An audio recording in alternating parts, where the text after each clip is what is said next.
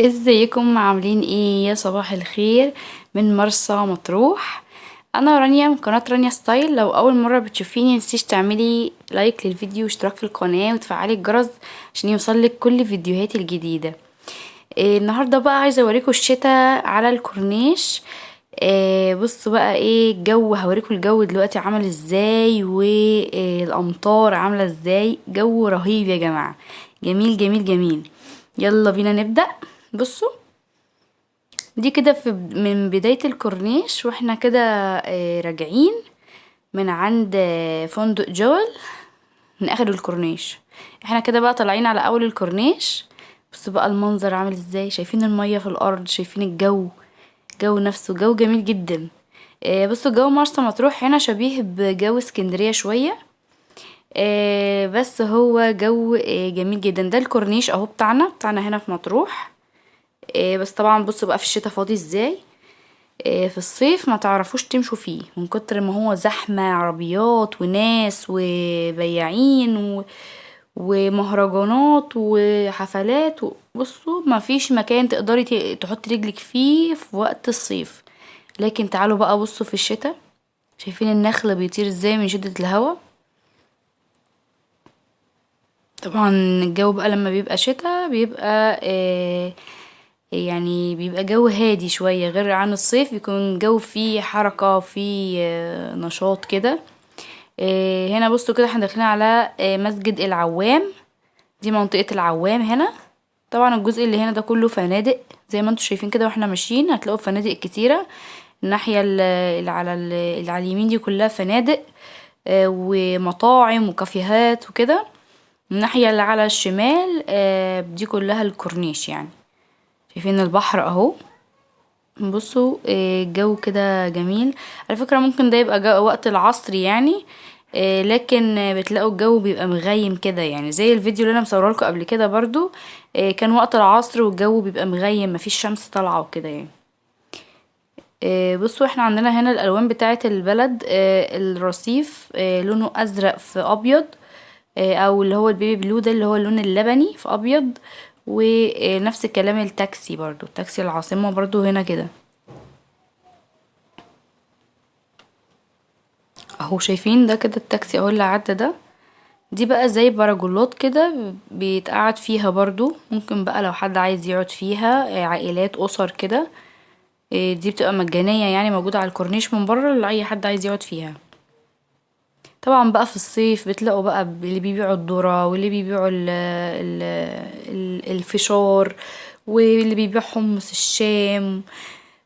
وبصوا بقى اكتر حاجة طبعا الذرة والحلاوة الشعر والعاب الاطفال.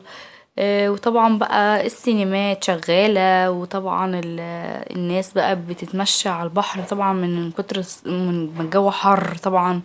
الصيف بيبقى حر جدا، بالذات شهر 7 شهر 8 عندنا هنا. بيكون بقى الجو حيوي قوي قوي. انا كنت منزلكوا على فكرة فيديوهات كتيرة جدا لمرسى مطروح في الصيف، ادخلوا شوفوها. وشوفوا في الفرق فعلا بين الصيف وبين الشتاء. وهنا كده بصوا ده تقريبا دي هنا ماكدونالدز تقريبا. بصوا شايفين دي برضو اماكن ممكن تدخلوا تقعدوا فيها جوه، بس طبعا وقت الصيف ممكن وقت الشتاء برضو. في طبعا على البحر ماكدونالدز، في كنتاكي، في كل حاجة يعني. بصوا بقى كمان هنا من نفس المكان برضو اللي هو بتاع جويل. واحنا بقى راجعين.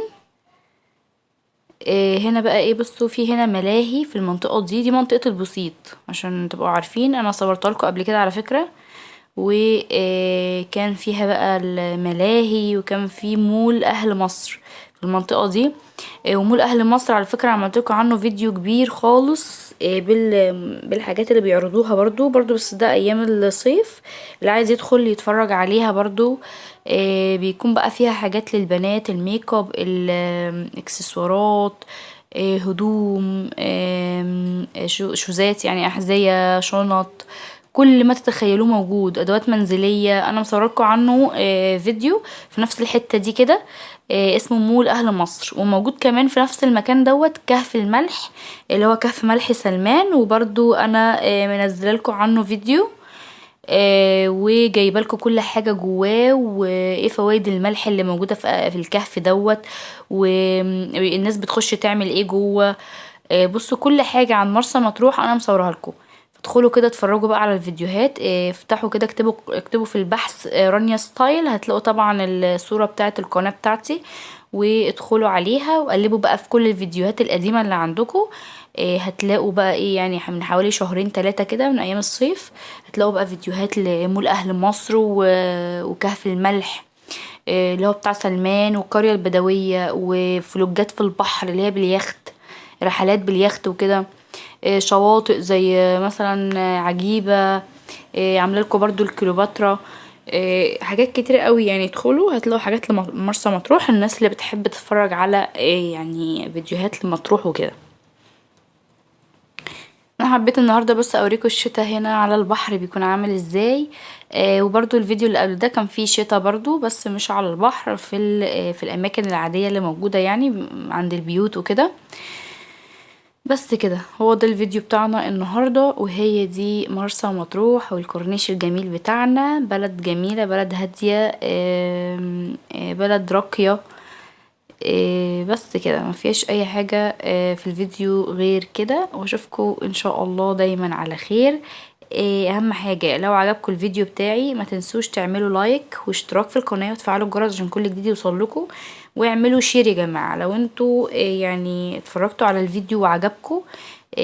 اعملوا لي شير للفيديو، ابعتوه لاصحابكم وشيروه في الماسنجر، في الخاص، على الصفحات بتاعتكم، شيروه على الواتس، لو عندك جروب شيريه على الجروب. وقولوا لبعض على القناة. جايز يعني مثلا حد يكون سبب ان هي تتعرف او تتشاف، لان طبعا انتوا شايفين ان الفيديوهات مفيش عليها مشاهدات كتيرة، يعني دخلتوا هتلاقوا حاجات بسيطة قوي يعني 50 60 100 مشاهدة. طبعا ده كلام فاضي خالص يعني مش حاجة يعني. على قد ما انا بتعب فيها تعب جامد ومنتج الفيديو واظبط وكده، على قد طبعا ما مش بتجيب مشاهدات قد كده. فاقترحوا عليا بقى ان انا اعمل لكم ايه، فيديوهات ايه، اعمل لكم فلوجات فين، وصفات مثلا للبشرة، عايزين ايه وصفات للاكل مثلا في المطبخ، عايزين روتين. انتوا اقترحوا عليا الحاجة اللي انتوا عايزينها، ان شاء الله نعملها. الاجازة جاية اهي بتاعت نص السنة، ونحاول ان شاء الله باذن الله على قد ما اقدر اعمل لكم فيديوهات. مع ان انا كسولة جدا ان انا انزل يعني في المحتوى بتاعي حاجة، بكسل يعني. آه، لكن بقى هو ربنا يسهل، انا عشان خاطر عينيكم اعمل لكم اي حاجة انتوا عايزينها. بس ما تنسونيش بقى في اللايك وفي الشير على قد ما تقدروا. ولو حد لسه مش عارف القناة بتاعتي قولوله عليها. واشوفكم دايما على خير، وباي باي.